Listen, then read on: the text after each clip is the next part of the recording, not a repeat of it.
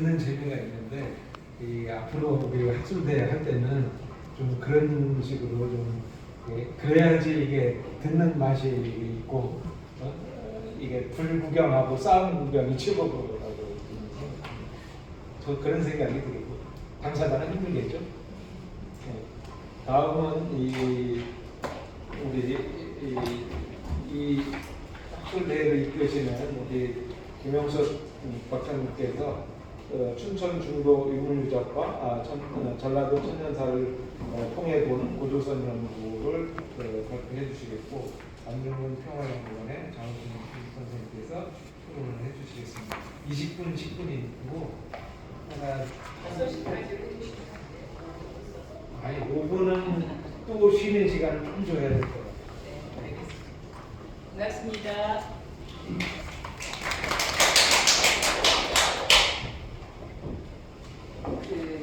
춘천 중도유물유적과 전라도 천년사라는 주제를 가지고 연결고리가 나올까 그런 고민들을 많이 했었습니다. 근데 그런 연결고리를 찾을 수 있었던 거는 고조선이라는 것들을 학자들이 어떻게 정리하고 있는가에서 문제 해결을 할 수 있었다고 봅니다. 그래서 일단 PT 보면서 설명드릴게요.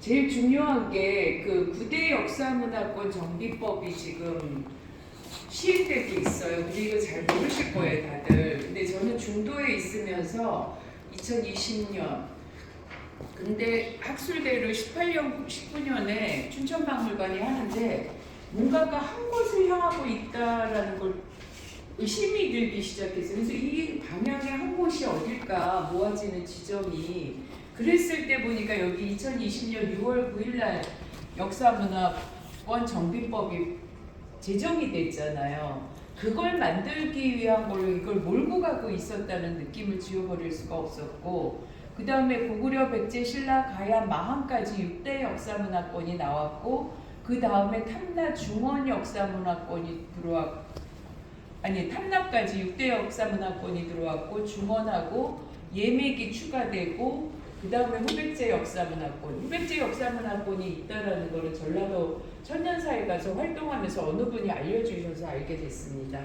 근데 이거를 보면 중원 역사문화권은 도종환이라는 그 국회의원이 했는데 이분은 도종환 의원은 우리 중도 역사문화가 발굴되고 있던 시점에서는 문체부 장관이었어요. 근데 중도는 외면하고 자기 지역 자기가 청주의 국회의원이더라고. 내가 나중에 찾아봤는데 그래서 중원이라는 용어를 만들어 갖고 역사문화권을 지정하는 일을 만들었어요. 그런데 여기 공통된 사항들이 보면은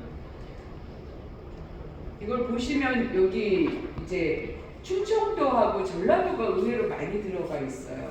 이 민주당 국회의원들이 다 발의해가지고 진행된 부분이었다라는 걸 놓치지 마시기 바랍니다. 그리고 우리가 역사 교과서에서 후사만으로 마한 진안 변환을 배웠잖아요. 근데 진안 변환 역사문화권은 없습니다, 여기에.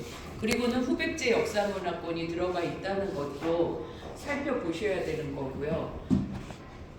그런 전제로 이제 춘천 중도 유물유적을 바라보다 보면 우리나라에서 처음 조사하기 시작한 건 1980년도 국립중앙박물관이 시작했고요. 그 다음에 강원대학교하고 숭실대, 서울대가 했고 83년도에도 국립중앙박물관 강원대. 그 다음에 이제 2010년부터 2011년에 4대강 살리기 제방구간을 조사했던 적이 있어요. 이때 이미 많은 유물유적이 있다는 걸 나왔어요. 여기에 보시면 지금 이제 이 동쪽 왼쪽 그림에서 왼쪽 지도에서 보면 이제 그 브라운색으로 된 밤색으로 된 게 신석기 유물유적이 있다라는 거거든요. 그리고 오른쪽은 이제 중도유적 발굴 보고서에 이 바깥 테두리가 4대강 사업으로 발굴했다는 건데 여기에 보면 이제 4대강 사업할 때 왼쪽에가 그 시기적으로 더 높은 시기고 오른쪽이 시기적으로 낮아서 왼쪽은 청동기 시대가 많이 나오고 오른쪽은 철기 시대 유물유적이 많이 나왔습니다. 상세한 것들은 제가 그 밑에 그래도 조금 표시를 했으니까 참고해 주시기 바랍니다. 그래서 제가 여기서 중요시 여겼던 거는 환호하고 분묘하고 집터였습니다. 근데 이제 이 중도라는 섬 지도에서 보면 그 오른쪽에 보면은 그 연두색으로 환호 지역이 있고 그 되게 많은 유물 유적이 나왔는데 이렇게 돼 있고 저 위쪽에도 주거 분포라고 돼 있음에도 불구하고 저쪽은 지금 다 덮어버렸어요. 그리고 가운데는 춘천대교가 지나가고 있으면서 저게 어떻게 처리가 됐는지도 몰라요. 아무도 알 수가 없어요. 다 감춰버리고 물론 발굴 보고서가 있어서 발굴 보고서가 지금 한 10,000페이지가 넘을 거예요 전체적으로. 그러면서 그걸 세세하게 들여다봐야 되는데 제 수준이 뭐 그걸 다 들여다보면서 그건 고고학 자료이기 때문에 그걸 다 이해하기도 어렵고 그렇지만 저는 이제 맥락으로 저렇게 나오는 청동기 시대 중기라고 얘기해요. 대부분 학자들이. 중기 시대에 유물 유적이 있었음에도 불구하고 그럼 중도 역사문화권도 안 나오고 고조선 역사문화권도 안 나오는 이 자체가 이상하다라는 겁니다. 그리고 환호 지역이라는 곳이 지금 가면 이제 요 부분만 좀 남겨놨어요. 춘천 중도에 가면 그랬는데 그 오른쪽 사진 보면은 이제 그 문이 뚫려 있는 데가 있어요. 여기서 올리나요?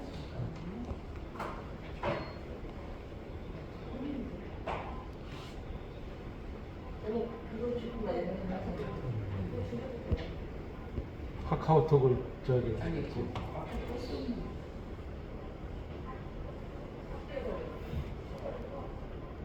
네. 죄송합니다. 그래서 이 광장이라는 곳이 있고 여기에 이제 그 이영구 교수하고 이형원 박 교수님하고가 의뢰 공간이 있다라는 얘기를 해요. 그러면 환단국의 단군색이나 보면 단군색이 자세히 읽어보세요. 그러면 장군들도 그러고 그 단군들도 그러고 천재를 지내로 달려가는 곳들이 있어요. 그들이 어떤 일을 하게 될 때 그렇게 되었던 이유들이 있다라는 것을 주목해 주시면 좋겠고요. 그래서 여기 의뢰 공간이 있고 그러면 이 좌대가 있을 것 같다라고 했는데 좌대가 어디에 있을까 아무도 뭐 발굴 보고서에서는 못 봤어요. 근데 MBC인가요? 그 뭐지? 무슨 고발 프로그램 있잖아요. 거기에는 언제 이렇게 동영상이 슬쩍 지나가더라고요. 그래서 봤던 적이 있습니다. 여기 좀 잠깐만 봐주실래요? 이거 갑자기 안 넘어가네. 이거 좀 잠깐만.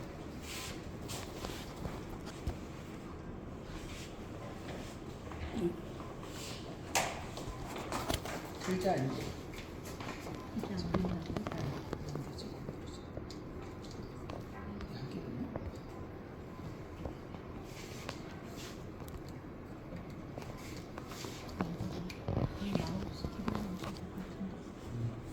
밖에서 시청하시는 분들이 여기 잡음이 많다라고 그러는데 소리도 적고 지금 저희 학생들이 유튜브를 듣는데 잡음이 많고 소리가 적다 그런 얘기들이 올라오고 네, 아마 여기에 에어컨을 몸이 들어가나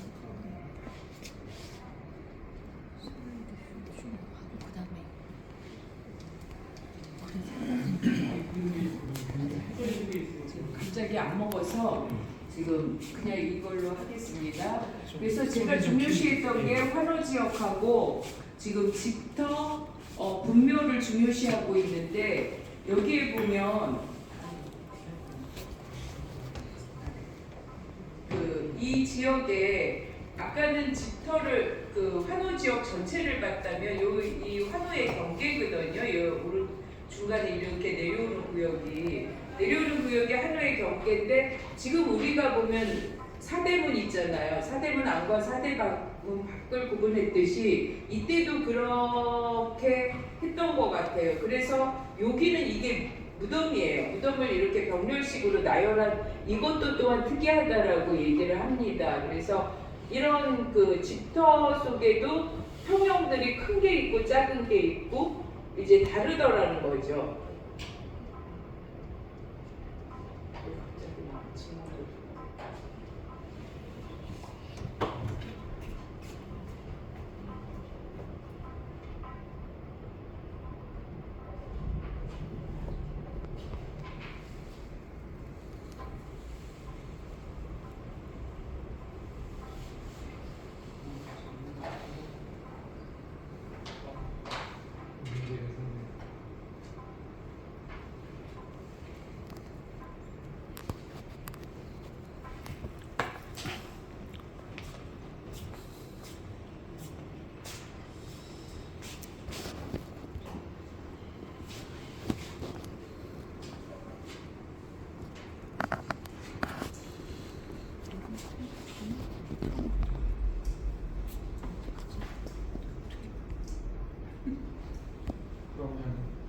책을 보고 설명하시는 게 낫지 않겠어요?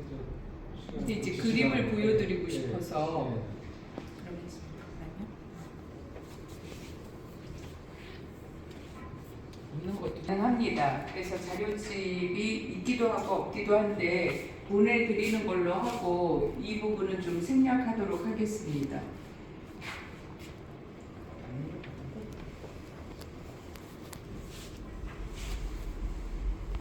집토가 917개, 구덩이가 252개가 나옴으로써 단일 공간 3가지 다량 발굴로 세계적으로 전무후무한 상황입니다. 그리고 중도 전체에서는 고인돌이 163기가 나왔습니다. 나왔음에도 불구하고 여러 일들이 일어났다는 거죠. 그리고 문화재청은 오른쪽에 보이시나?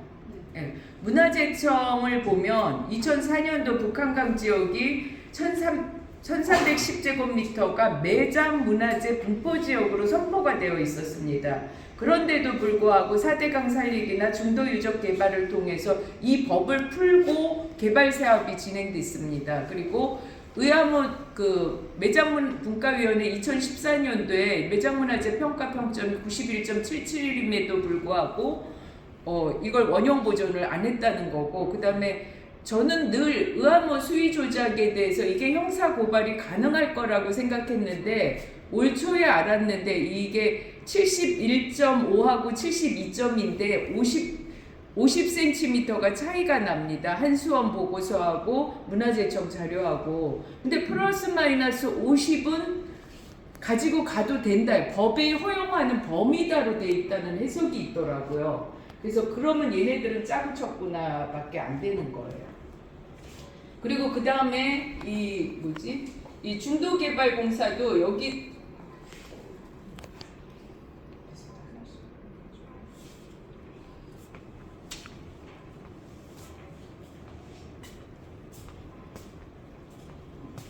중도개발공사도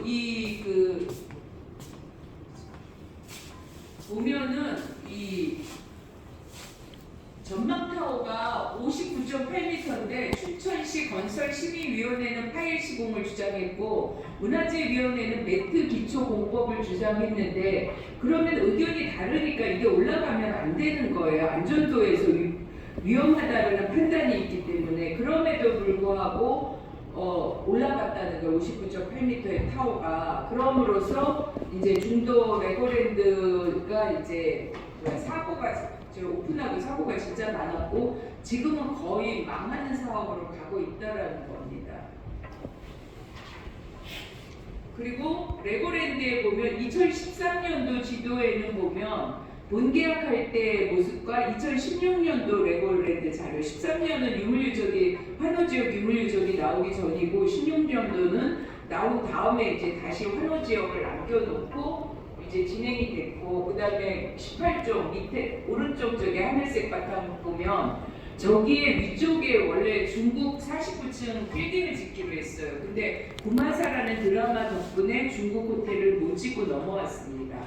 그리고 이제 아래쪽에 보면 하중도, 이때 제가 자료를 등기부등본 띈 자료들을 KBS에 다 보냈습니다. 그랬더니 이제 KBS가 나름 몇 개월 조사해가지고 하면서 매각 대상 통지는 41만 제곱미터밖에 안 남았고 남아있는 이 땅을 다 팔아도 적자다라는 결론을 내렸는데도 불구하고 계속 진행했습니다. 그리고 오른쪽 자료는 저희가 처음에 들어가서 텐트 쳤던 자리인데 이거는 나중에 다 철거됐고요.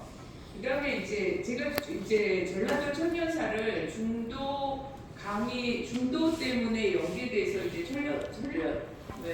도민연대가 발대식 할 때 가서 강의를 했습니다.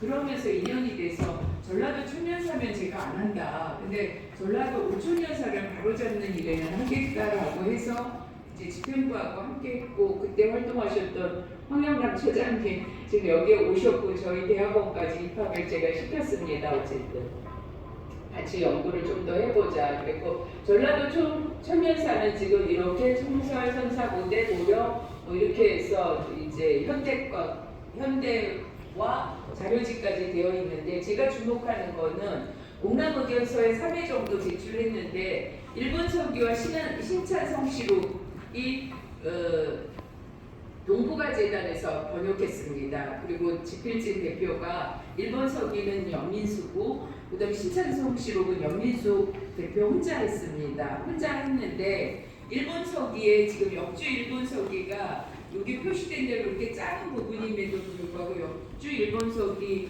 번역본에 보면 4페이지가 다 있어요. 줄을 되게 많이 달아갖고. 근데 그게 전라도 천년사나 가야보분군 등재 추진단 거기에도 보면 일본 서기의 인용 부분이 많이 들어갈 수 있는 게 일본 서기, 역주 일본 서기가 나오면서였다는 거예요. 근데 그걸 사실적 근거에 기반해서 다 넣어줬으면 되는데 취사 선택해가지고 교묘하게 틀을 바꿔 짰다라는 거예요. 그래서 이런 자세한 부분들은 논문집에 있으니까 살펴보시고요. 그 다음에 이제 양직공도 되게 크게 장시하는 게 신찬성시록하고 양직공도인데 또 하나 신찬성시록에서 조정래 씨가 또 한길관이 쓴 신찬성시록이 있어요. 아까 잠깐만 올려줄 수 있나요?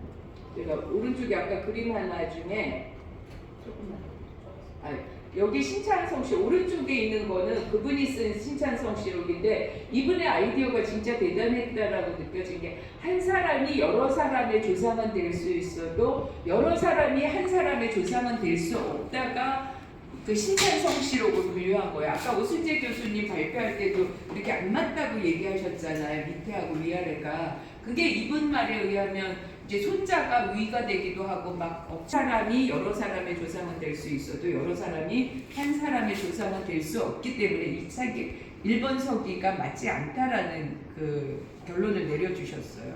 그리고 그 다음에 또 하나가 이제 양직공도인데 양직공도가 이제 12개하고 한나라까지 13개 나라라고 하는데 맨 왼쪽의 그림이 백제 모습이고요. 그 가운데 네 나라는 고구려, 백제, 신라, 일본입니다. 그래서 우측에 일본 모습인데 양직공도도 지금 한 10개 본이 있었는데 지금 4개 본이 살아있다고 하고 4개 본에 이제 조금씩 다른 모습들이 이렇게 그림으로 남아있는 거고요. 근데 제가 주목했던 건 뭐냐면 양직공도 해석본에서 요동에는 고구려가 있고 요동 진평현 동쪽에는 고구려가 있고 서쪽에는 백제가 있다였어요. 근데 그 전라도 천년사에는 백제를 이 반도로 다 끌고 내려와 버렸다는 거예요. 어디에도 없고. 근데 또 주목하게 되는 거는 그 요동 요소도 지금 아까 발표해 주셨는데 이 난하를 기준으로 하기도 하고 대능하를 기준으로 하기도 하고 요하를 기준으로 하기도 한다라는 거예요. 그래서 요동과 요소가 정확하게 그 시대 어느 책의 시기는 언제고 어떻게 구분되었는가 우리가 그냥 요동 요소를 그냥 막 쓸 일이 아니라 이걸 조금 더 명확히 밝혀주셔야지 될 것 같고 오른쪽 지도에도 보면 아까 압록강에 대한 부분도 압록수 요하 이인철 부총장님 거 대신 발표해 주실 때도 이렇게 근데 나나 요하 압록수 해가지고 또 그 강을 기준으로 동쪽과 서쪽을 나누면서 요동 요소를 붙였다라는 것에 대해서 좀 명확하게 구분하면서 써줬으면 좋겠다라는 겁니다. 그리고 또 하나 그 다음에 이제 전라도 천년사에서 저는 선사 총설하고 선사 고대 부분만 봤는데 이렇게 연두색 부분은 왜 표시했냐면 이 사람은 논문이라고 실었는데 2쪽밖에 안 실었어요. 그리고 밑에 이제 그 밑에 천년사를 보면 2권부터가 양직공도 일본 서기 신찬성시록 인용한 거예요. 근데 이게 지금 왜 문제가 되냐면 서울신문에서 제 논문을 실었는데 유사도율 66%라고 합니다. 유사도율 66%라는 건 거의 다 복사해서 베끼기해서 붙였다라는 거기 때문에 관찰서로 나가도 안 된다라는 겁니다. 그래서 그 부분에 대해서 보시라고 했고 막 거의 들어가 보면 다 똑같이 썼어요. 흐르는 맥은 일본서기, 신찬성시록, 시간이 다 됐으니까 얼른 끝내. 그러면 이제 맺은말로 들어가겠습니다. 그리고 고조선 인식은 쭉쭉 보고 제가 맺은말로 드리고 싶은 거는 고조선 역사문화권을 만들자입니다. 이상입니다. 네, 감사합니다. 일단 이 전자기기는 언젠가 문제를 일으킵니다. 저도 항상 준비하지만 항상 플랜 B가 있어야 된다. 다른 분들은 항상 염두해 주시기 바랍니다. 그러면 우리 다행스럽게도 시간이 조금 남았는데 그래도 우리 또